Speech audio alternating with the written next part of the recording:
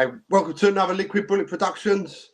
Joining me today is a survivor of a Gangland Mafia hit, also multinational champion boxer, Mr. Scott Dixon. Hello, my brother. How are you? How you doing, mate? You good? Yeah, good. Can't complain. Can't complain. So, Scott, we've got quite an interesting story to go over, but before we get right into the gritty stuff, can we just run back to the beginning, a little bit of sort of your background, where you was born and where you was brought up? Yeah, I was raised in a place. I was raised just outside Glasgow, a town called Hamilton. Yeah. I was born 1976, obviously. I'm nearly 47 now. We're cracking on. And boxing was always what I was destined for. My grandfather was a famous boxing coach, Scott Dixon. And he got me into boxing from a young age, pretty much as a necessity, coming from a rough housing estate, as a scheme, as we call it in Scotland. And so it was pretty much a necessity to keep me busy, i.e. So I was in the gym. He was in the boxing gym every night. He took a lot of kids from the street. He done a lot of work in the community. He was a fantastic man, remarkable man. Really was my hero, And he was a saviour of lost souls, if you like. He took a lot of kids off the street, gave them direction. Some of them made it through, some of them never. But hey, that was just the story. That's just the way the cookie crumbles, if you like. But I was in the gym from like 5 years old. I had my first amateur fight, 7 years old. I think I had like 101 amateur fights before I turned pro at 17. I was actually the youngest professional fighter ever in Britain. So I turned pro at 17. I was just a baby, like 48 kilos, 50 kilos, you understand? So, I mean, I can't really complain. I was raised properly. I had a good family, If I ever done anything wrong in life, it was me who made the decision to do wrong, you understand? Yeah. I'd pretty much a good upbringing. Obviously, my father, he took off and I was told he couldn't handle it. And my grandfather filled the shoes, and what a man to fill those shoes. Just an unbelievable man. He passed away a few years ago, but hey, there's a big void in my life now. But hey, the time we spent together stood me in good stead. He taught me real life skills, and so he made me the man I am today, if you like.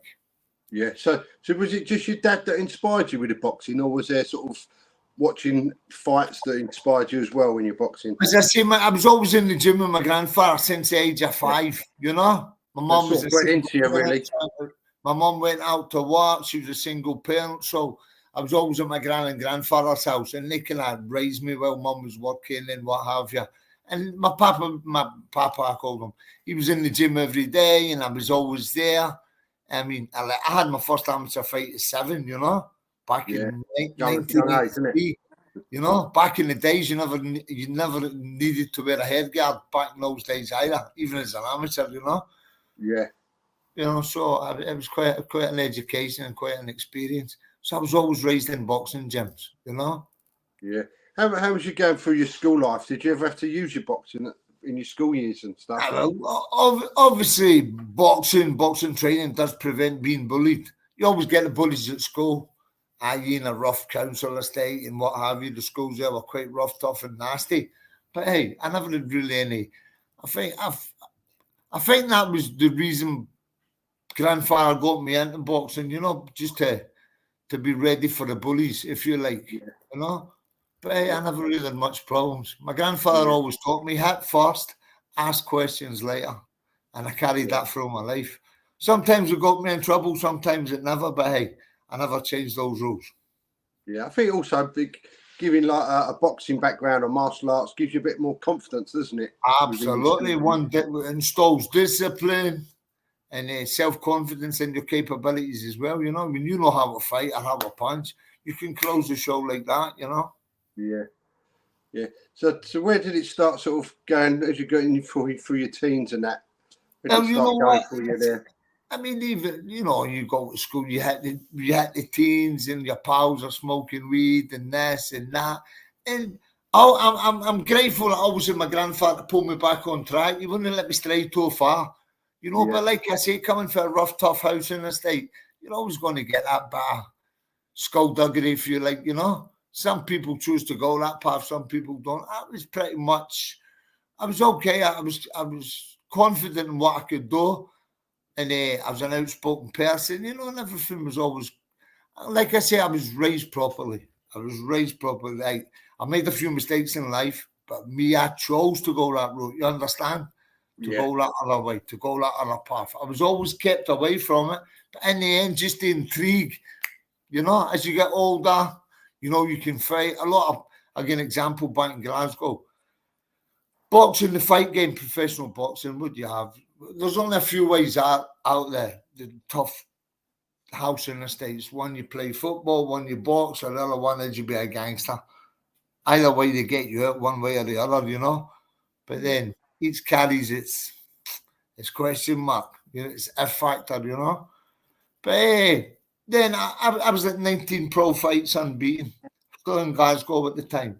And I went to London. You know, I went to the Peacock Gym with the famous Barbers Brothers. Fantastic, great pals. I went to this day. They taught me a lot of life skills as well, you know. But then when you put yourself in a different environment, see how people are doing things, making money, sometimes you want a little piece of that pie. So I don't know if that was the right choice for me. But hey, like I say, I was getting older. And I always say again, if I was going to make a mistake, then I chose to make the mistake. Nobody pushed me into nothing. You know what I mean? I'm an independent man. I can make my own mind up. But, you know. Yeah, so where did it sort of start going a little bit sort of pear-shaped for you, Scott? Well, listen, you know the pals you got. The problem is with boxing, boxers, fighters are surrounded, your pals are gangsters and, you know, criminals and, you know, so sometimes it kind of rubs off in you a little bit what you're doing. So you get involved in things. You're realizing that the money you're making fighting, you can invest that money fighting, put someone on the street. I mean, things you shouldn't be doing, but hey, we all go that route. Sometimes we get a bit, you know, complacent, if you like. And you start to do little deals, and you start to build a reputation, a name. People want to take that name away from you. So I was back in Glasgow. I was going between London and Glasgow. I was flying. In 2004, I had three good. I was with two boxing managers from Glasgow.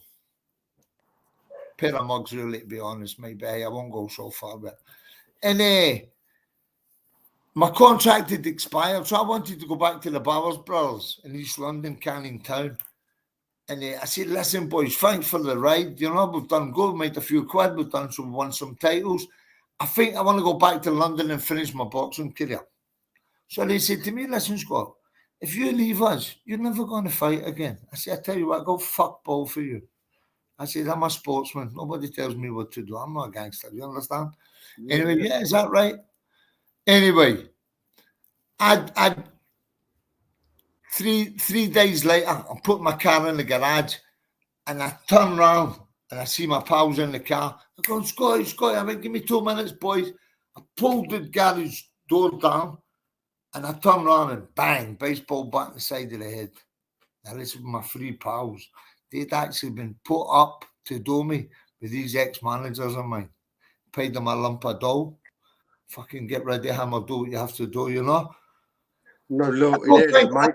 Unbelievable, mate. So I gets hit in the head with a baseball bat. And next thing I know, they drag me in a car. There's my 3 pals I've grew up with, I've broke bread, stayed at each other's houses, been in the gym. My granddad trained every one of me. Pull me in the motor, they're stabbing me, they hit me with a hammer. We're going to the outside of where my town is, Hamilton, countryside, into the country. And anyway, do you know what? See, if it was any other 3 guys, I would have done something. I would have pulled an eye out, or bite an ear off, because it's put up or shut. We've got to do something to get out of that situation. But mate, it was how you say, the betrayal. I was in shock, brother. I was in shock, mate. I was like, what the fuck are you doing, boys? You know? So we got next to the countryside. And I went, yeah, fucking do or die now, Scott. You need to do something. So anyway, they're pulling me out the car, and one still stabbing me in the leg, stabbing me in the back. They'd done a real job. They pulled me out the car, and I thought, they'd make a run for it. So I pushed one out the way, and I tried to run. The next minute, I hear 2 shots. Boom, boom. 2 in the legs. I got 2 bullets in the legs. Now, see all that bullshit in the cowboy movies when you get shot and the guy staggers and he keeps, you go down, mate. As soon as you get shot, bum, you hit the floor, you fall as if you're falling out of a building. Fell on the floor, and they're stabbing me, they hit me with hammers. I ended up being shot twice, stabbed 18 times, 2 broken legs, 2 broken arms, fractured skull, stabbed through the hand, stabbed through the feet. They done a job on me, mate. But it was as if it wasn't, I don't know if it was supposed to be an actual execution or just they didn't have the balls for it, you understand? Because you put one on the guy's head, but they never, bro. They shot me in the leg to slow me down. They hit me with the hammers. Quite feisty with the hammers. They kept smashing me. And I'm thinking, I don't know if they really want to get rid of me here. Anyway, in the end, I played dead. I heard one of them say, the pastor's dead. Anyway, I keep my eyes closed. They drove away. And I open my eyes. I'm in the middle of the countryside. I'm going, how am I going to get out of here, you know? So the first time, stand up. Tried to stand up 3 or 4 times, fell over, everything's broken. And I'm lying in the field and I'm dying. And my eyes were closing. See, because now I have a very strong connection with the Lord.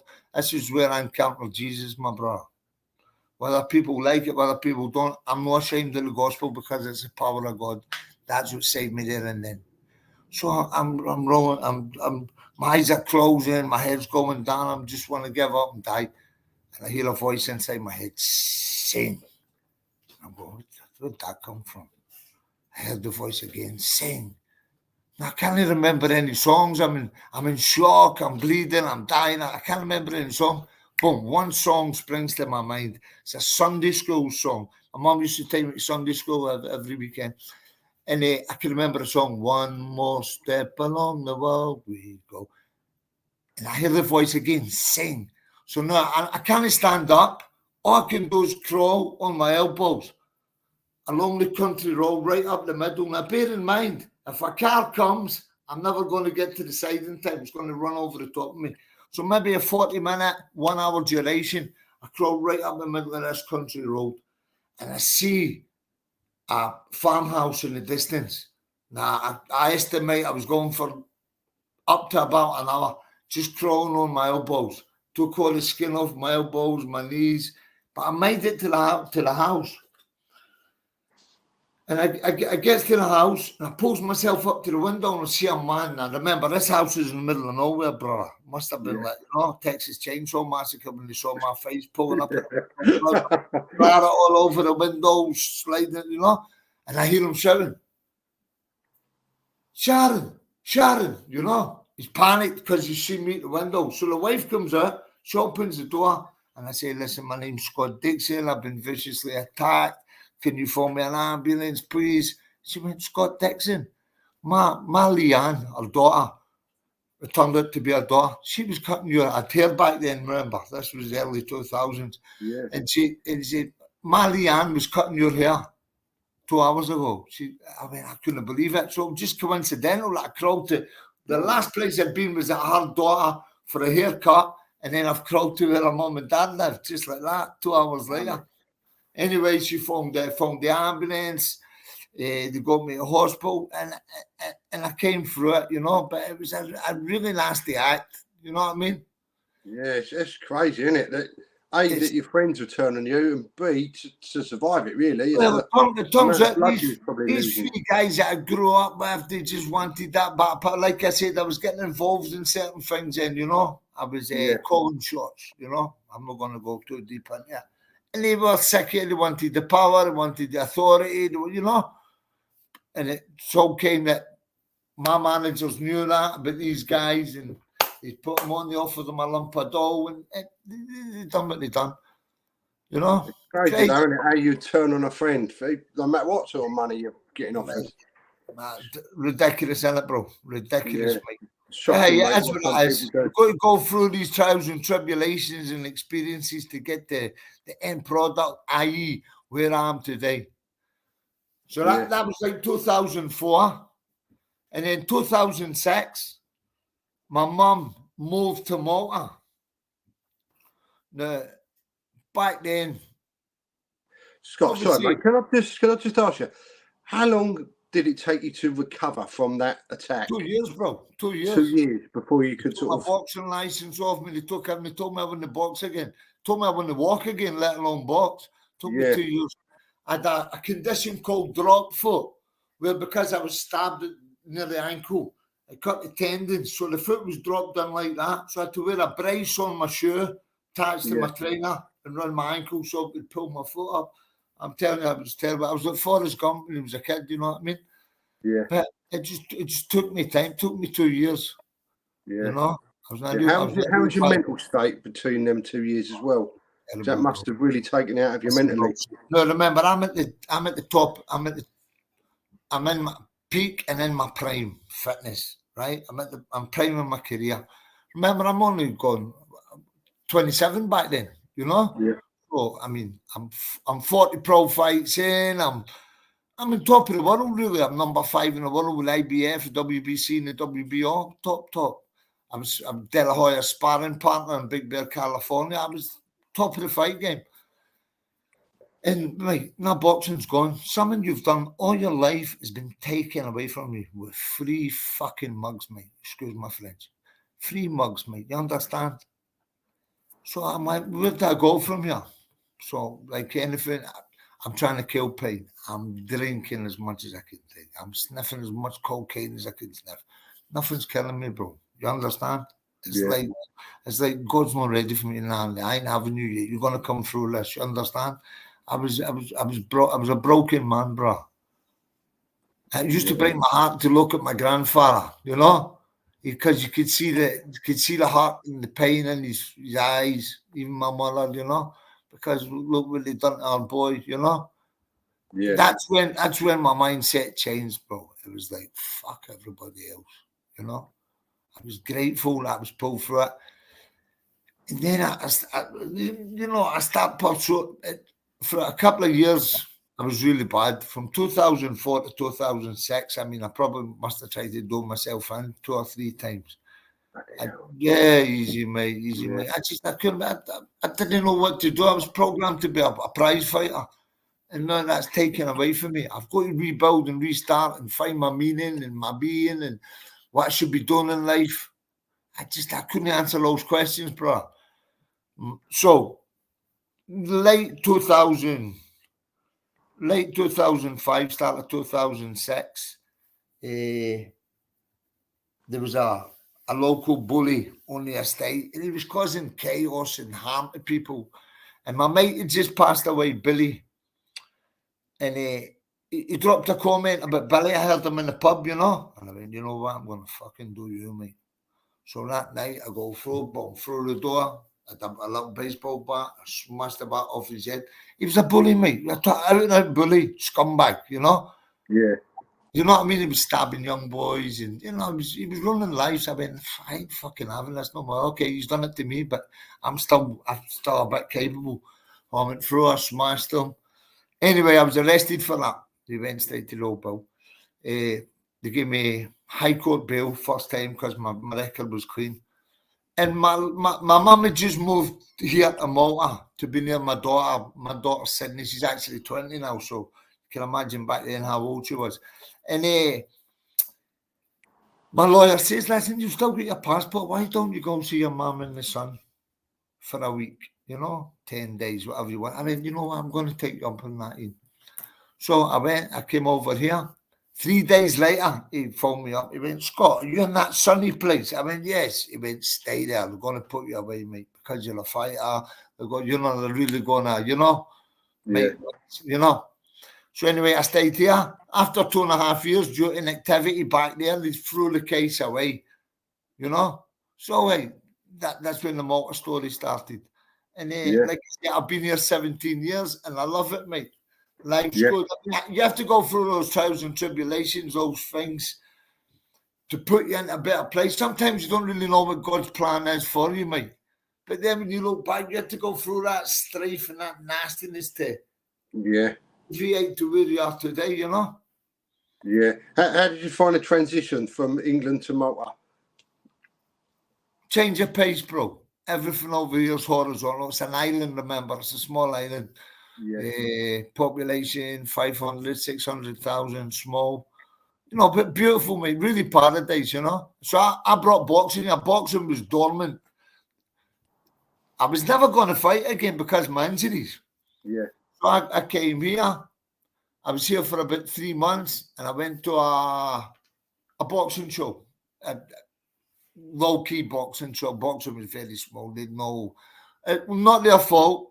Not their fault. Just obviously a bit further behind, i.e., anywhere else in Europe and Britain, what have you. So I went to a boxing show, and there was a fighter, Dion Gallia, kickboxing background, but he had a boxing fight.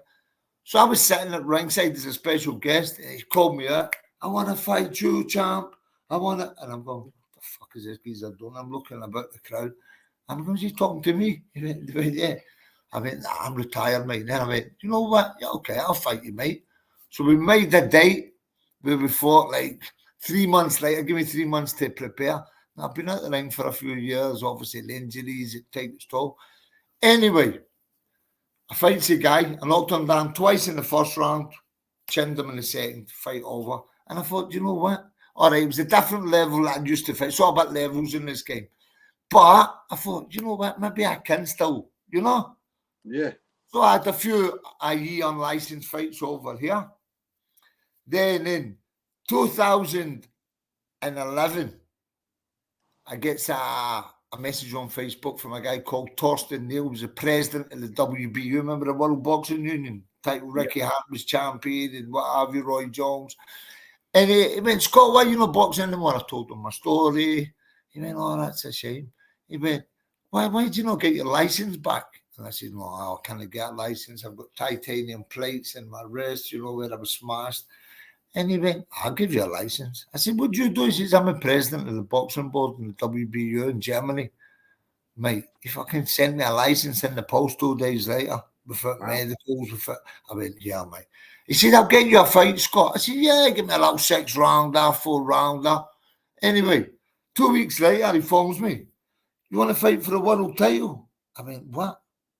Against the world champion, Baker Barakat, German, 52 fights, 48 wins, 44 knockouts, decent fight. He fought George Groves and what have you. I mean, come on, mate. I said, that's a big ass. He went, no. I said, you promote the show in Malta, world title fight, super middleweight championship of the world. I'll make it happen. I went, fuck. See what I do. So I sat down, spoke to my granddad. He went, here, go for it, give it a try. Anyway, I won the world title here. 2012, big outdoor arena, Pembroke, near St. Julian's, the big town. And what an experience, mate.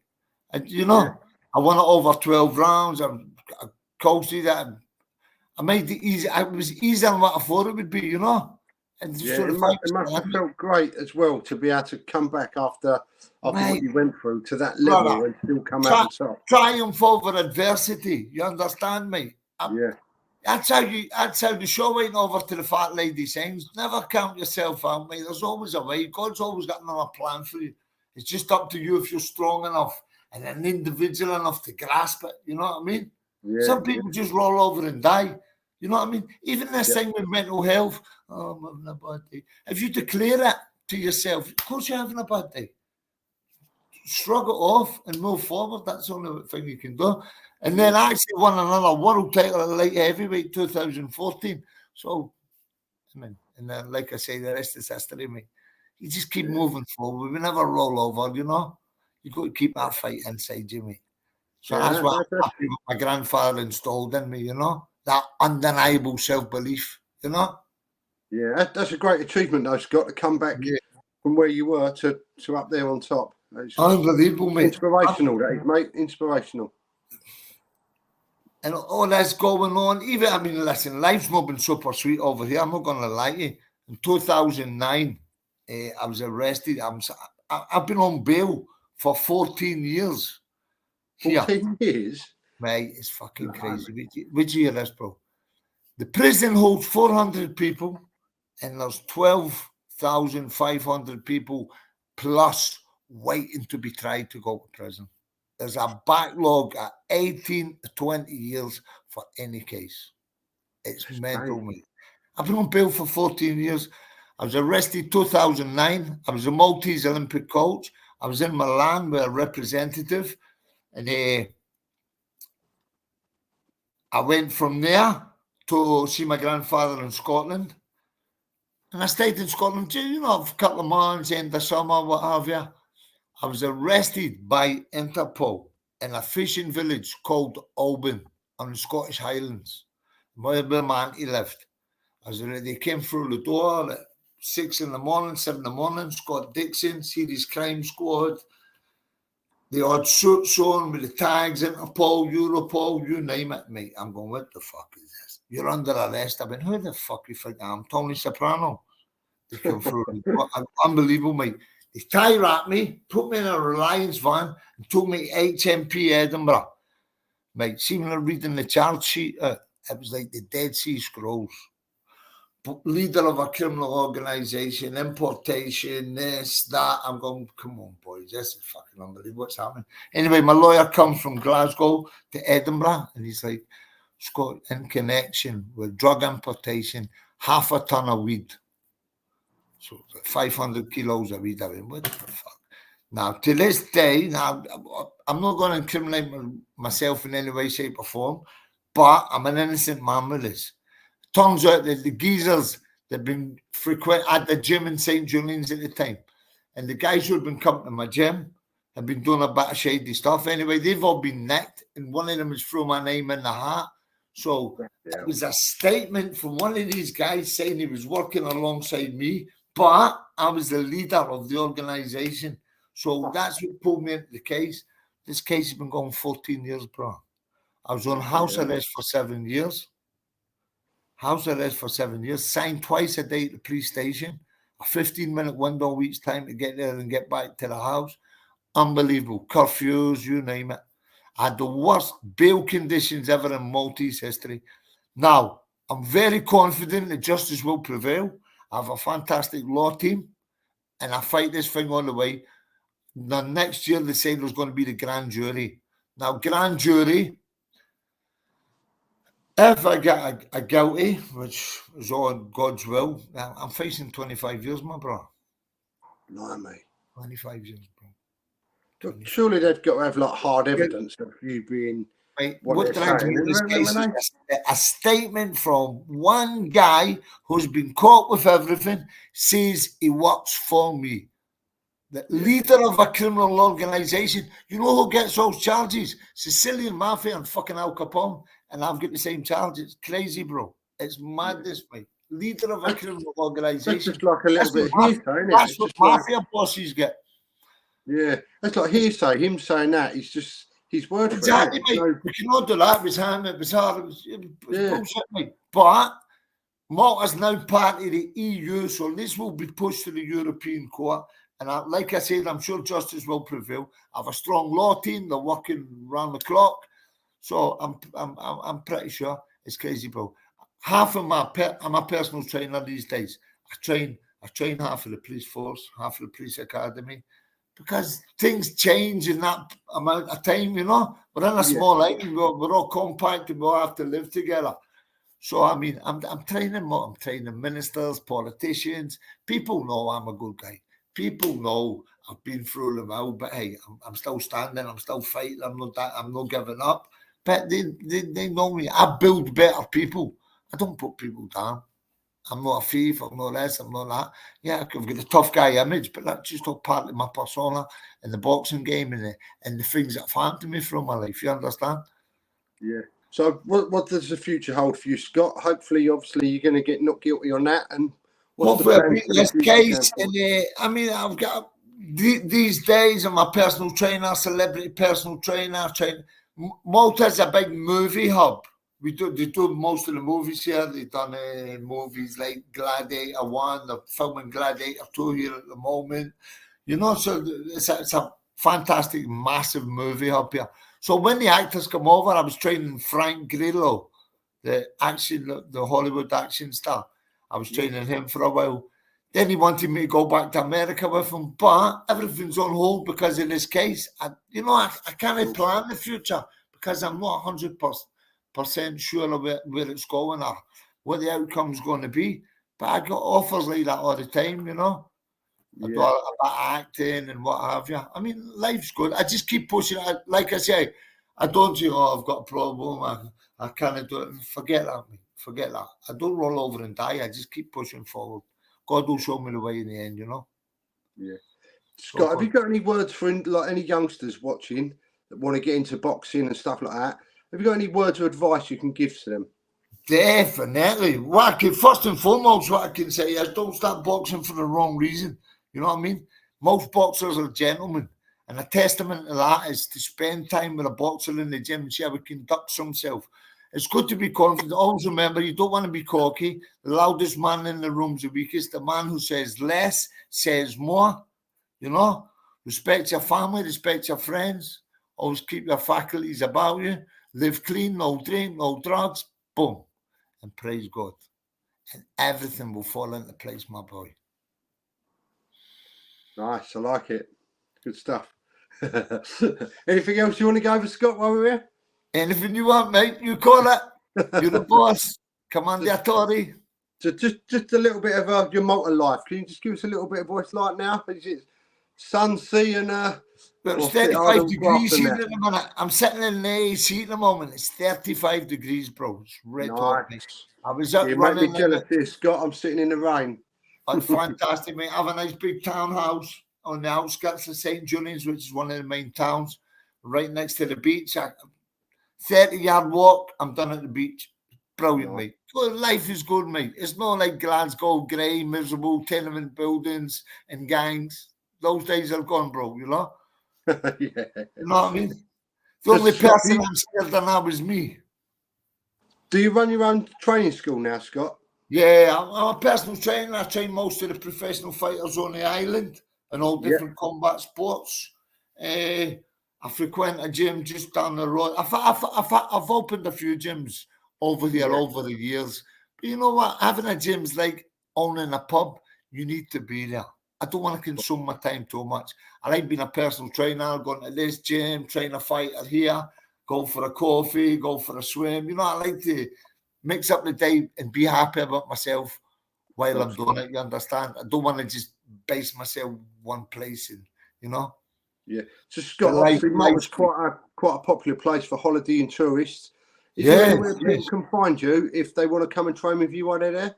Yes, I'm in St. Julian's. I'm the king of St. Julian's. Come, you go, as soon as you come into that town, you ask anybody where Scott Dixon is, they'll show you immediately. I'll be on the bay training fighters in the summer outside, and I'm so easy to find. And the people are so friendly here, so helpful, you know.